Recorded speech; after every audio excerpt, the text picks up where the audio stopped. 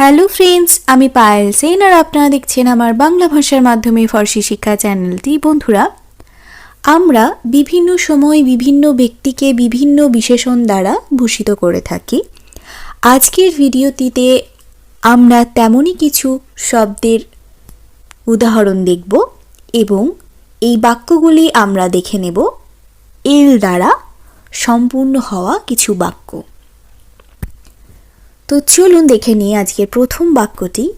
Elle est très intelligente, elle est très intelligente অর্থাৎ সে হয় খুবই বুদ্ধিমতী। যেহেতু এল বলছি তাই অবশ্যই এল আমরা ব্যবহার করব একজন মহিলাকে বোঝাতে, অর্থাৎ সে হয় খুব বুদ্ধিমতী।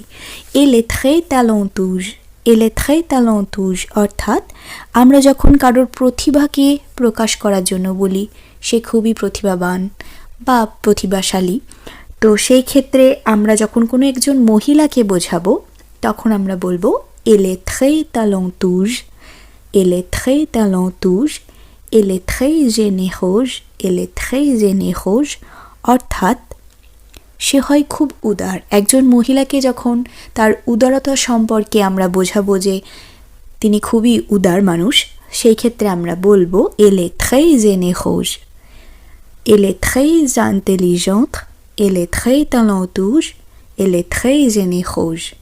এরপরে আমরা দেখে নেব পরবর্তী অংশটি। চলুন দেখে নেওয়া যাক সেই অংশটি। এরপর যে বাক্যগুলি আমরা দেখব, Elle est très créative, elle est très créative।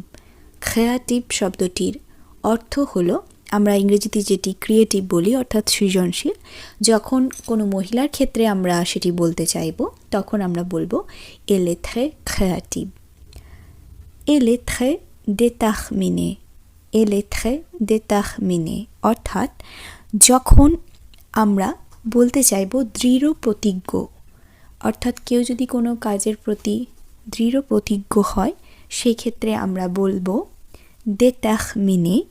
যখন আমরা কোনো মহিলার ক্ষেত্রে সেটি বলবো তখন আমরা বলবো Elle est très déterminée, elle est très déterminée। Elle est très sympathique, elle est très sympathique অর্থাৎ sympathique শব্দটির অর্থ হলো সহানুভূতিশীল, আবার কখনো কখনো বন্ধুত্বপূর্ণ এই অর্থেও কিন্তু এই শব্দটি ব্যবহার করা হয়। যখন আমরা কোনো মহিলার ক্ষেত্রে এটি বোঝাতে চাইব তখন বলবো Elle est très sympathique, elle est très sympathique। আপনারা আমার সাথে একবার রিপিট করুন, Elle est très créative, elle est très déterminée, elle est très sympathique। এরপরে আমরা দেখে নেব পরবর্তী বাক্যগুলি। চলুন দেখে নেওয়া যাক সেই বাক্যগুলি। এরপর যে বাক্যগুলি আমরা দেখব, Elle est très compétente, elle est très compétente অর্থাৎ সে হয় খুবই পারদর্শী, বা আমরা বলতে পারি সে হয় খুবই দক্ষ। কেউ কোনো বিষয়ে পারদর্শী বা দক্ষ হলে আমরা সেক্ষেত্রে বলতে পারি Elle est très compétente। অবশ্যই যদি মহিলা হয় তবেই আমরা এলে বলবো। Elle est très patiente, elle est très patiente অর্থাৎ কারোর যদি খুব ধৈর্য হয় সেই ক্ষেত্রে আমরা বলবো যে সে হয় খুবই ধৈর্যশীল। Elle est très patiente, elle est très patiente। Elle est très ambitieuse, elle est très ambitieuse অর্থাৎ সে হয় খুবই উচ্চাকাঙ্ক্ষী, সে হয় খুবই উচ্চাকাঙ্ক্ষী। তাহলে বন্ধুরা, আমার সাথে এই বাক্যগুলি আপনারা আরেকবার রিপিট করুন। Elle est très compétente, elle est très patiente, elle est très ambitieuse। এরপরে আমরা দেখে নেব পরবর্তী বাক্যগুলি। চলুন দেখে নেওয়া যাক সেই বাক্যগুলি। এরপর যে বাক্যগুলি আমরা আলোচনা করব, Elle est très aimable, elle est très aimable, elle est très organisée, elle est très drôle। Elle est très aimable অর্থাৎ সে হয় খুবই দয়ালু। Elle est très organisée অর্থাৎ সে হয় খুবই গোছানো। Elle est très drôle অর্থাৎ সে হয় খুবই মজাদার বা খুবই হাস্যকর। আপনারা আমার সাথে একবার রিপিট করুন, Elle est très aimable অর্থাৎ সে হয় খুবই দয়ালু। elle est très organisée সে হয় খুবই গোছানো, elle est très drôle সে হয় খুবই মজাদার বা হাস্যকর।